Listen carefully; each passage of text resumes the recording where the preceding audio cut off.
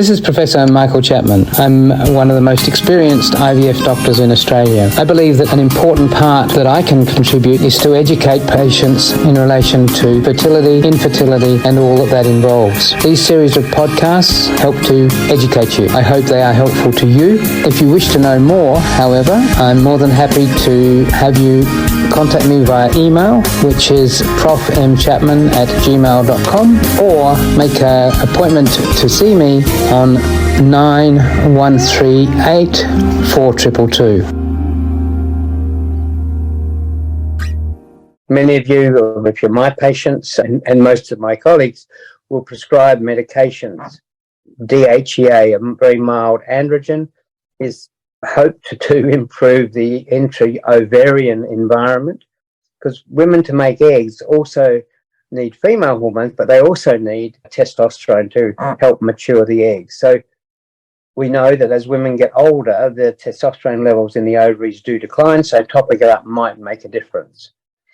But the studies are not great. The most important thing is you don't take anything that might damage your possibilities or damage a child if you were successful in getting pregnant. There's some evidence in mice, which isn't man, but it's mice, that giving a vitamin called CoQ10 may make a difference. That old female mice, given this vitamin, produce eggs which are more in number than their old colleagues and also less genetic abnormalities. Human studies, there's only really been one small randomized study, didn't show any benefit, but again, it does no harm. So we will try that. In terms of IVF cycles, people have fiddled around with the hormones. There are about, I can count at least 10 different ways of stimulating a woman in this scenario in the hope of improving the numbers. Again, no real studies to prove one's better than another. And the sad part is that from month to month, particularly at this end of the reproductive life, month to month, there can be an egg one month and not in another, or there can be 3 one month and none next, using exactly the same regimes. But we try by stimulating pretty strong doses of FSH is one approach, small doses is another approach, trying to get that one egg. Again, you've got to be lucky. What was presented at the meeting, and in fact in our own clinic we're looking at it in an experimental way, is trying to reactivate the ovaries by injecting a selected plasma with platelets in it, which contain growth factors and lots of goodies that make cells grow. It's called PRP. And one of my colleagues, a professor from Queensland, gave a talk at this meeting I've just been to, where he came down on the side of the possibility that this might be something for the future. There's a paper out of Adelaide, a professor in Adelaide last year, a series of 20 patients with poor response to stimulation because their egg numbers were low, and he had 3 pregnancies. I think 1 or 2 of them were actually spontaneous pregnancies, not even needing IVF.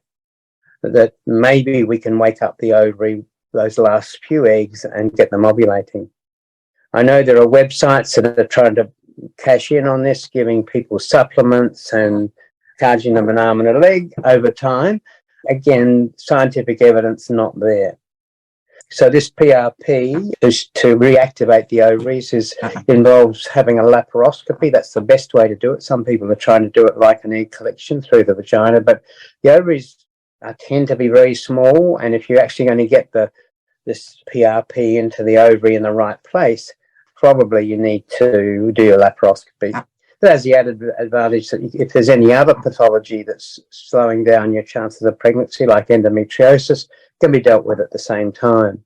Our group has, I think the last count was 16 cases in the last couple of months, and from elsewhere in the world, it looks like it's a 3 or 4 or 5 month time frame before we see any significant improvement.